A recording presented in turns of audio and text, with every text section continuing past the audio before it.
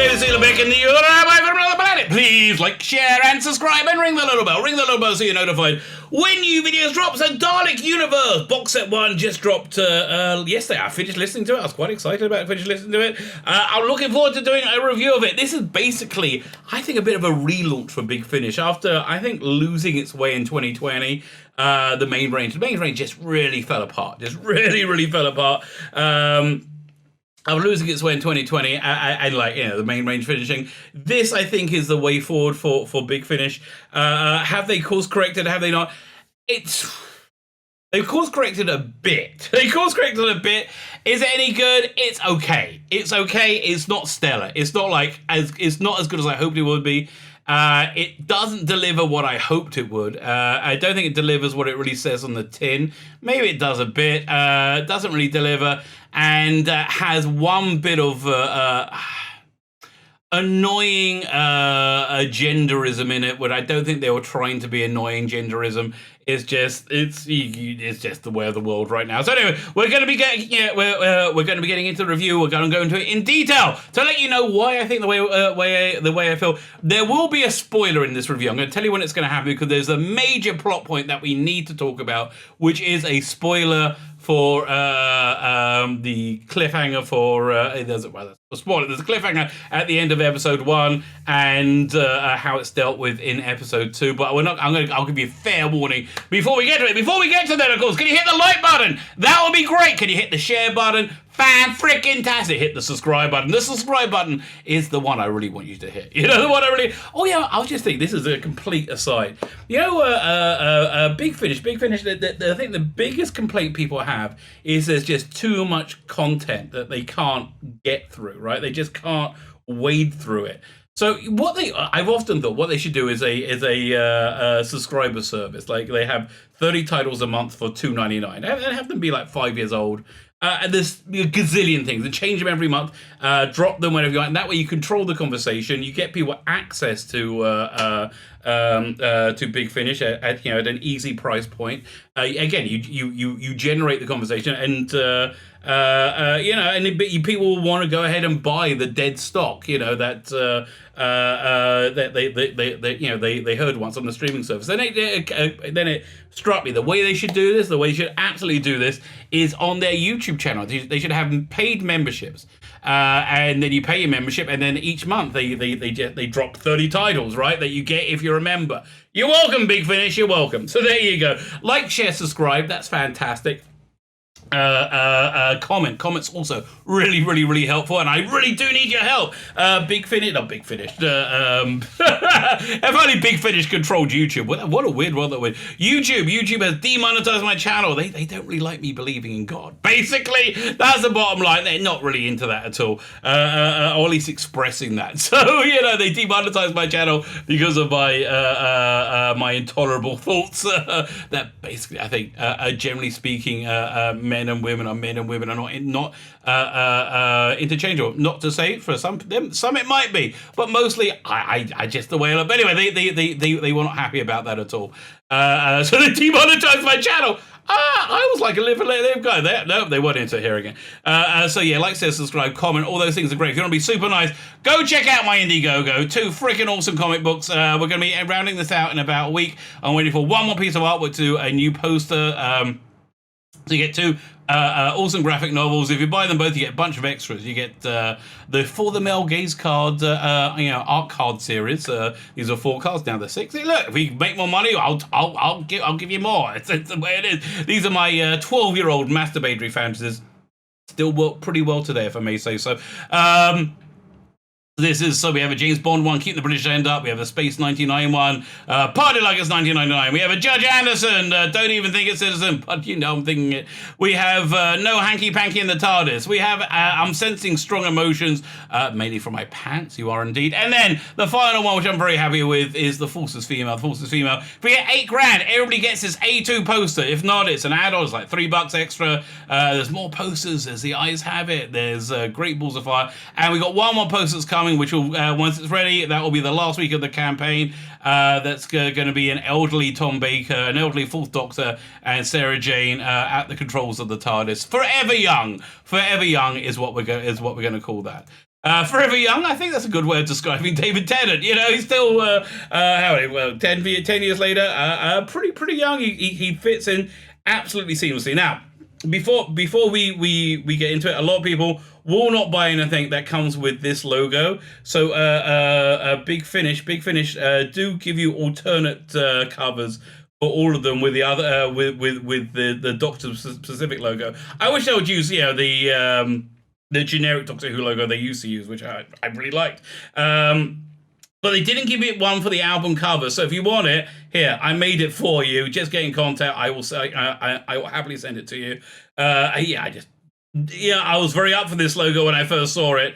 It didn't really deliver anything close to what I wanted. It was just not good. So there you go. That's the one you get with the Doctor specific logo. So fine, Dalek Universe. So what I imagine this to be, and this is what they kind of said it would be, is a modern take on the TV-21 Daleks. We have that whole like TV-21 world with mechanoids and Daleks and SSS security servers, and that whole like kind of cool 1950s sci-fi 1960s sci-fi world brought through into a modern telling.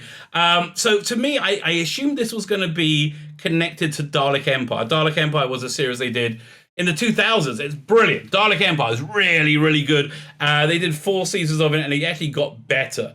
But it really did. Had Varga plants and the whole thing. It did. Especially, I think the third Dalek Empire 3 really, really riffed on that stuff very strongly. So I thought Dalek Universe was going to be kind of a sequel to that, kind of in that vein, but with David Tennant. And they're also bringing back Anya Kingdom. So this is Sarah Kingdom's niece, I think. She's you go into a little bit in the best of the 3 adventures in this box set. She's a space security agent. Now, there's a lot of continuity they pick up on, because they first bring her in what was it? The 2 Tom Baker box sets. The what's it called again? The Sinestra Kill. I can't remember the name of the 2 box sets, but basically it was a season in between after Leela left and before Romana, where the Doctor meets a 1970s policewoman, Anne Kelso, and she becomes the companion, and then it gets into a sequel of Dalek Master Plan. Again, very, very much in this world of the Terry Nations 1960s Daleks. Which I really liked that. Okay, I'm gonna spoil that right. If you don't hear a spoiler for that, go away. I'm going to spoil those Tom Baker sets now, because at the end she finds out that Anne Kelso is in fact Anya Kingdom. She's a space security service agent with a false identity implanted in her to overwatch. I can't remember, temporal people in hiding or something along those lines. I can't remember. But Tom Baker's Doctor was very, very upset. It was very, very hurt. He felt basically he liked Anne Kelso, and so was it Anya Kingdom wanted to go traveling with him in the TARDIS, and he's like, I can't do it because I really liked Anne Kelso, and when I see you, I'm going to remember she's gone. It's going to hurt me too much. So they do. So there's a lot of continuity with that they pick up. Mark 7 is an android that he was first developed in the Daleks TV show that Terry Nation wrote in the 60s. That never got made. It did get made by the pilot got made by Big Finish. Now here he's a bit different. Again, this is in my head canon, so I'm not sure I'm right. But I always assumed that people knew he was a robot, right? People knew his name is Mark 7. Over here, people knew he was a robot. In this, they don't so much. He's like a humanoid robot. So I thought it was kind of like the androids from Aliens. They apart from the first one, but they knew they were androids. So you got that going on. What there is not in this series at all, I mean, apart from a few hinting barks, are the Daleks. The Daleks are almost totally missing from this. The mechanoids are in the 3rd story, but not much of them. It's really, which was really very disappointing. So that's a really major element to take out from that world, and I think without it, it just doesn't work. not it doesn't work. It becomes weaker. It becomes weaker. That's one of the criticisms I have it. Now the next box set certainly looks like they got lots of Daleks in, and the one after lots of Daleks in. But this one, not a dicky bird, right? Absolutely not a dicky bird. All right, so let's go through the 3 stories. Time has gone awry. This is the general, but time has gone awry. The Doctor is lost without his TARDIS, but he's like, so the trailer's excellent, where he has a monologue about how I lost everybody. He's a bit morose in this, about how he's lost everybody, lost Gallifrey, lost everyone. That's like the opening narration. That's no spoiler whatsoever. That, the video trailer for the is perfect. So much better than this. It's so much better than this was, which is a real shame. Because that is like a must listen to. This is, so he's lost without title, but he's not alone. The Space Security Service agents Anya Kingdom and Mark 7 haven't always been on his side in the past, but now they're here to help him. So there was a prequel to this, a Tom Baker story. It's called The Dalek Protocol, where they introduced Mark 7, and we had a bit of Anya Kingdom. But this is how many lives later? This is like 6 lives later. As soon as David Tennant sees them, David Tennant's like, Anya Kingdom and Mark 7, I remember you very well. I just don't think he would after that many lives. You know, there should have been like some more. Maybe they went around with the 8th Doctor or something. There should have been a bit more in his life, but I don't see how he like remembers them so clearly. So that's a little bit of a problem. And he's going to need them because the oldest foes are waiting to strike, ready to take down their greatest enemy. No, they're not. not in this one. They're not. Okay, again, they should have at least what the Dalek should have been more of a presence in this, right? Calling it Dalek Universe, the Dalek should have been a much greater presence in this. I think without it suffered. So we don't know how the Doctor ended up here. He at the beginning we don't know how the Doctor ended up there. He's somewhat stranded in a piece of time that he has no idea how he got to. And he wakes up. He's on a planet, and it's the same planet that Anya Kingdom and Space Security. The Space Security Service agent Mark 7 are investigating. Let's read the blurb. Buying Time by John Dorney. So Buying Time and The Wrong Woman are basically it's a 2-part story connected. So the far future, Anya Kingdom of the Space Security Service is on a mission to investigate an SSS ship crash on a distant jungle planet. So all this sounds great, right? All this sounds like Kemble. It's like, I'm really up to it. Doesn't have that feel, really sadly. Unknown to her superiors, she's searching for something very specific, but what she finds is completely unexpected. An old friend, the Doctor, with a completely different face. So she's got to try it. She's got to work out that he's a Doctor at first. Doesn't take that long. And no idea what he's doing here. The Time Lord soon finds himself drawn into a conspiracy involving ferocious predators, time travel, and I can't say it now. Malevolent, thank you. A malevolent businessman. History itself is breaking down. If he makes a mistake, it could be the end of everything. So basically, I told you everything you need to know. Reasonably good setup. Again, not stellar. I think I'm going to give this a 7. I'm going to give this a 7 out of 10. And now we're going to get into spoiler territory because there's a good cliffhanger at the end of it. Right? Spoiler warning, spoiler warning, spoiler warning. Let me tell you the cliffhanger. So the cliffhanger at the end of it is he gets shot in both hearts by somebody who clearly knows who a Time Lord is and what a Time Lord does. Gets shot in both hearts, and he starts to regenerate. And he regenerates into a lady. We have a lady Doctor. He regenerates in lady. Turns out it's Gemma Whelan who played Yara from Game of Thrones.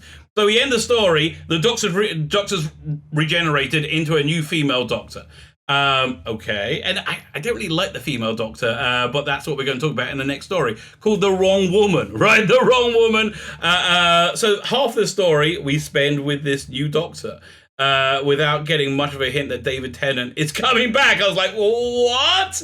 What's happening? What? I'll tell you, I did the whole David Tennant. What? Then I think he's on the cover of all of them. He's got to come. There's something going on.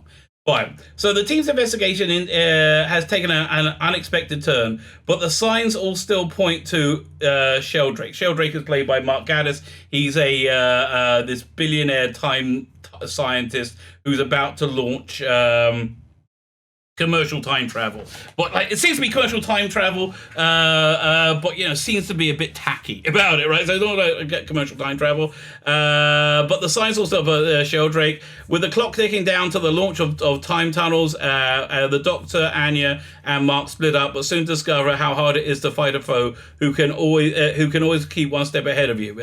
He uses time travel to do that, but stopping him is only half the battle. The Doctor says time can be rewritten, and Anya is searching for redemption. Can she put history back on track, or is the Doctor's future never going to be the same again? So we spend about half the episode with Gemma Whelan being the Doctor.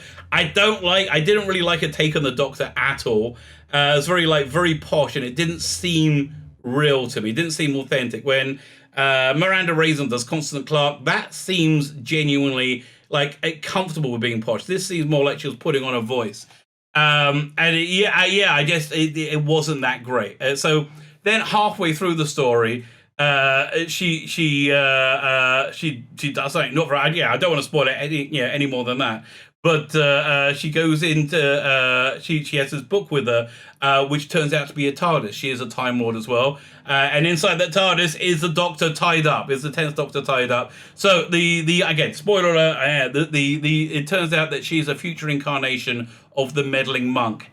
And it's not very good. Honestly, it's not very good. Rufus Hound is a much better meddling monk, as Graham Garden was, as what's his name, who played him in a TV show. She's not. I was really open for there to be a female Doctor. I'm actually open for gender swaps in general. I think Battlestar Galactica with Starbuck really convinced me it was a good working thing. I always liked it. But now, in 2021, a good 10 years later, 15 years later, after extensive experimentation, I think we can say it doesn't work. There are some characters who are just intrinsically male. I think this monk character is, the meddling monk character it seems to be intrinsically male. Yeah, before we go forward, let me just show you the covers for these two stories. A nice thing about this box set is they are giving you covers for the individual stories, which I like. So this is the current logo cover, and here it is. So they give you this. You don't have to make your own. You're welcome.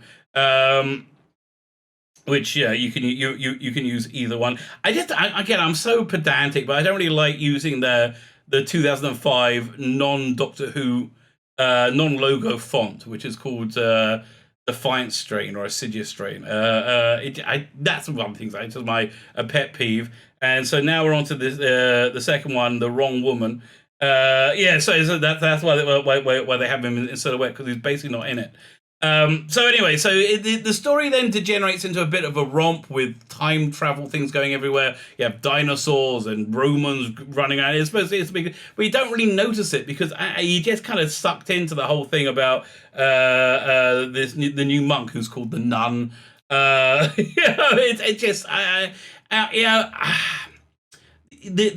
is a religion that's you have to be a part of to work in the entertainment industry, and that religion is saying that men and women are completely interchangeable.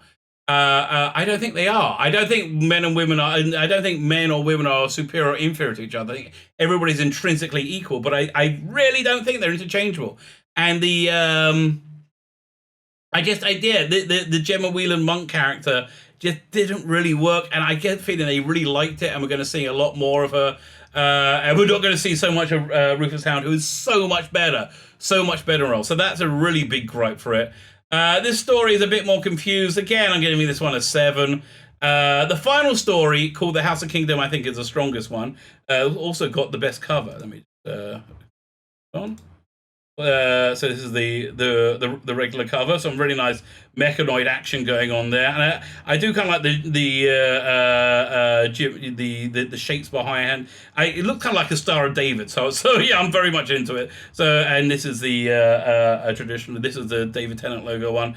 Again, best cover. So after the events of the second story, they find themselves rescued by the House of Kingdom, which is the name of that. So this one's written by Andrew Smith, the first two by John Dorney. Normally John Dorney is incredibly reliable. House of Kingdom is the best one. So I'll read the blurb. There we go. Rather than me trying to explain it, let's see what they say. The Doctor and his friends are trying to locate a scientist to help them on their quest. Their quest to find some kind of time travel apparatus that he can get back to his TARDIS. But an attack on the space station alters their plans. Rescued by Anya's grandfather, Merrick, who's very good in this. Who plays him? Have a look at the cast. Merrick is played by Kevin McNally. Don't know who he is, but that's a nice cover for Out of Time. Wow, I just saw that. That's a really cool cover. I like that cover. If you think so, who's writing that one? Well, you see, now you got me interested. David Llewellyn. Okay, not as exciting, but so he's very good, Merrick. And taken to Neptune, the Doctor and Mark discover a family history, a story of betrayal and loss. Will the kingdoms be reconciled, or are they destined to continue the mistakes of the past? So this was again a good story. We got Anya Kingdom. She's coming home to her ancestral home of the House of Kingdom, and there's a lot of like tension between them. They name check Sarah Kingdom and Brett Vaughn, and again, this one ties it most into the promise of the series. The mechanoid voices are done by Nicholas Briggs. They're not the female mechanoid voices from the awful Daleks exclamation part that was on YouTube, part of Time Lord Victorious. So we get all that stuff going on. They got captured mechanoids, which they've turned to them, and also we get a lot of Varga action, which I like. So again, this one is the most authentic to I think the promise of the series. Probably the best one. Yeah, exactly, the best one. No Gemma Whelan in this. I think that's probably a good thing. This one I'm going to give this one an 8, maybe an 8.5 out of 10. But the overall box set, I'm giving a 7 to 7.5. Not bad, nowhere near the Drek of the main range. Not bad at all. Good, not really. Not really. It's okay. It's like, I hope it gets better. It's not as exciting as I hoped it would be, right? That's really the bottom line. It's not as exciting as I dreamt it would be. A few things are really. Actually, no, some things are. So there you go. Is it worth your time? Is it worth your money? Vaguely, a bit, a bit. It's again. If you want a better listen, I would just buy all the Dalek Empire, which is significantly superior to all of these. I do like, however, how they're making a epic story, like a 9-part story with this, because what I haven't liked about the David Tennant Big Finish Doctor Who's is they've been very thorough. They've been very so this is much meatier and it's much better for it. So this is the best of the David Tennant releases. I put it best of the David Tennant releases, worst of the Dalek Empire, really. So I think, that's where I am on it, which is a bit of a shame. You know what this needed? Bit of Nick Briggs. Really needed a bit of Nick Briggs. Now, do you need to listen to the Nick Briggs penned Dalek Protocol to understand this? Nah, not really. It's not bad, but I would say non-essential. But if you like a bit of Daleks, then that might be the way to go, because there's not many in here, right? There's not many Daleks going on in here. So there you go. My name's Sheila Beckett, the Rabbi from another planet. Please like, share, and subscribe, and ring that little bell. Ring that little bell so you're notified when new videos drop.